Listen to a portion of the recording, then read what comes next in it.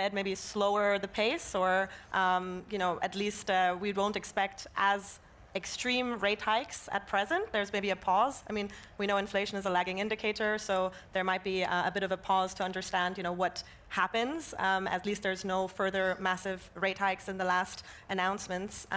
But what we, I think, generally see in the market is that obviously when the rates are very high, asset prices are low. So if we get rate cuts in the future, so if there is a pivot, then of course we will see there's more liquidity in the market and there's more demand therefore for assets, so prices of assets will go up.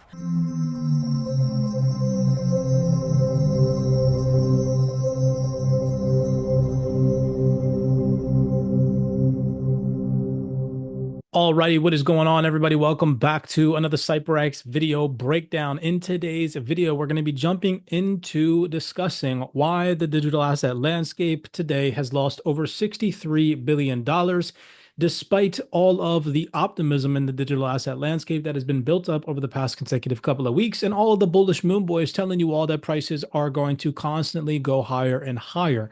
Really jumping in and breaking apart the markets, explaining why there has been sell pressure in the digital asset landscape most recently. If you all enjoy these video breakdowns, do us a favor, smash that thumbs up button and subscribe.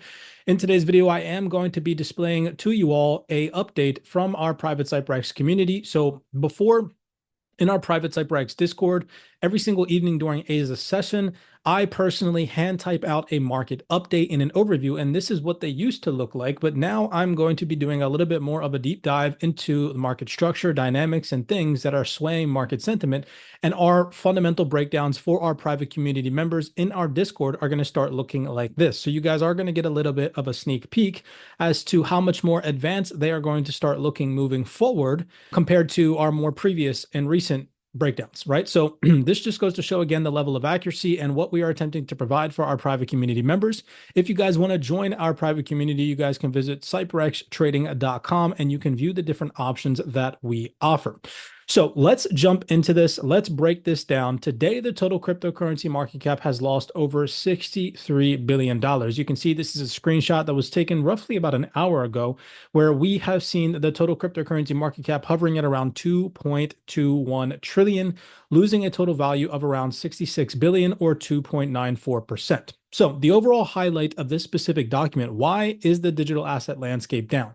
Don't be the type of retail investor that is confused on the sentiment and the direction that the overall market is trending. Now, the most recent geopolitical tensions have weighed heavily on risk sentiment as investors have flocked to more safe haven assets like gold, yen, and the dollar.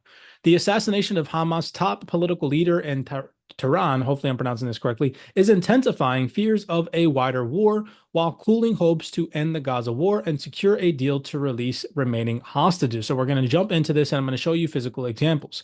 Now, despite the United States Federal Reserve adopting a dovish tone yesterday at the latest meeting to discuss interest rate changes, the cryptocurrency market's downside persisted. Since the beginning of 2024, we know crypto and other risk assets have been fueled by the narrative that the Federal Reserve would implement rate cuts sometime this year. You can see this is an announcement from yesterday. The Fed holds interest rates at 23-year high, hints of inflation improving, with first rate cut on the table of a possible rate cut in September. This is from yesterday, July 31st, 2024. Now, let's just briefly cover why rate cuts tend to benefit risk assets. So overall, rate cuts tend to benefit risk assets like cryptocurrencies because lower interest rates reduce the cost of borrowing, make it cheaper for investors to finance investments. Additionally, lower rates often lead to a weaker dollar, which increases the appeal of alternative investments like cryptocurrency, as investors tend to hedge against a declining dollar. This environment typically encourages higher risk-taking as the returns on traditional savings and fixed income investments become less attractive in a lower interest rate environment.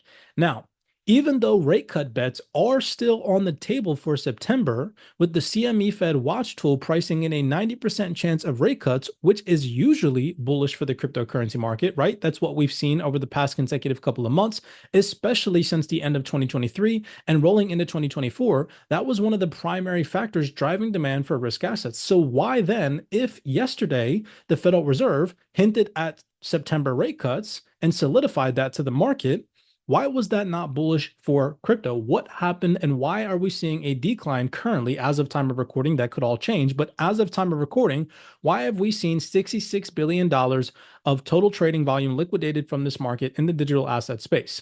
Now, that is because the most recent geopolitical tensions have weighed heavily on risk sentiment, as investors have flocked to safer haven assets like gold, yen, and the dollar. You can see here's an article from August 1st. As of time of recording today's video is from August 1st. Buy gold and oil for protection as Middle East tensions escalate, UBS says. Now, the overall assassination of Hamas' top political leader in Tehran has intensified fears of a wider war, dampening hopes of ending the Gaza conflict and securing a deal to release the remaining hostages, while geopolitical uncertainty hurts risk assets. So let's just cover why geopolitical uncertainty hurts risk assets so that way you have an understanding. Again, the followers here at CYPRX, you're not confused, you're not dazzled, you're not wondering why your portfolio today is not in the green. And you actually understand these market dynamics. It's not just because of some magic indicator. It's not because of an oversold or overbought RSI or whatever the heck your mainstream article is taunting to you. It is because of risk on, risk off sentiment. So risk assets like crypto tend to drop in value during periods of geopolitical uncertainty because investors seek safety in more stable and secure investments. Uncertainty and potential conflict lead to risk aversion, where investors prefer assets with lower volatility and higher predictability. This trend can be seen in past examples, like I'll show you here in this breakdown on April 12th, 2024. So this is recent, when the Israel-Hamas war accelerated and created geopolitical uncertainty. The total cryptocurrency market cap on that day declined by over $477 billion in value, while gold increased and hit a high of $2,431 per ounce.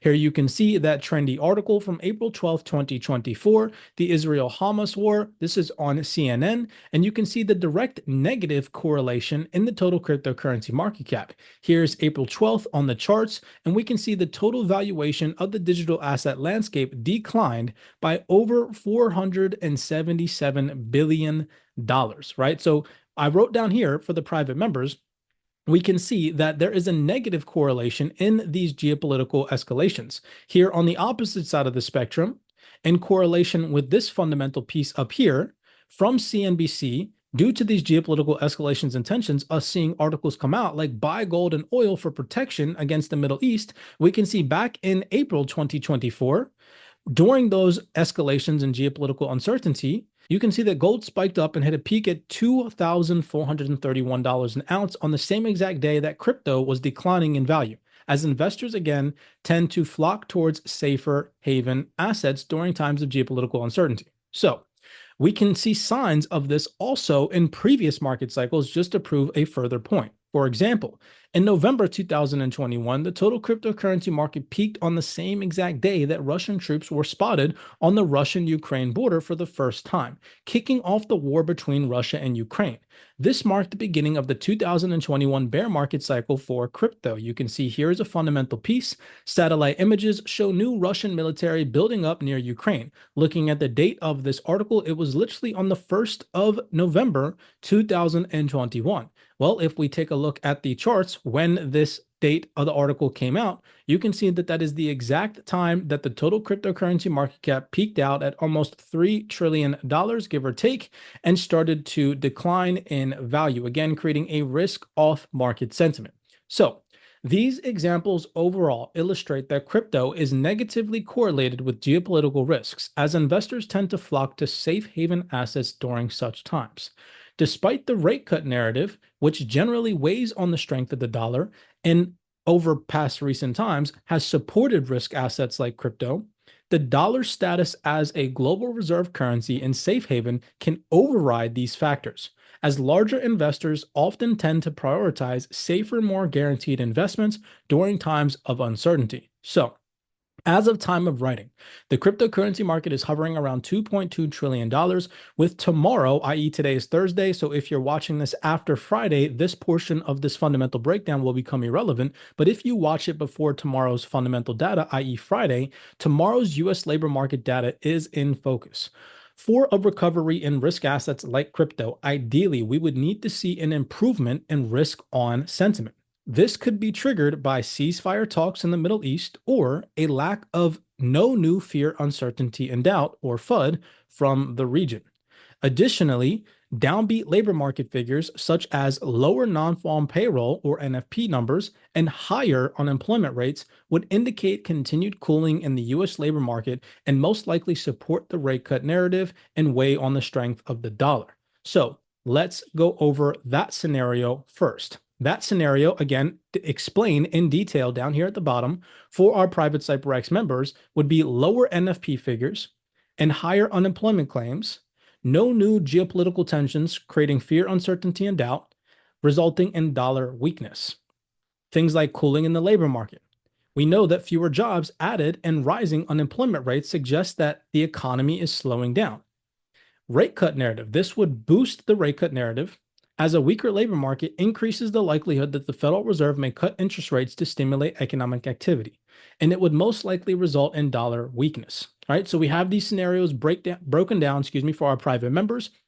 And so tomorrow, looking at the data, we can see NFP and the unemployment rate here. So ideally tomorrow, in order to see dollar weakness outside of the geopolitical tensions, we would like to see the NFP figures come out below previous readings at 206,000 or below the forecast at 176,000.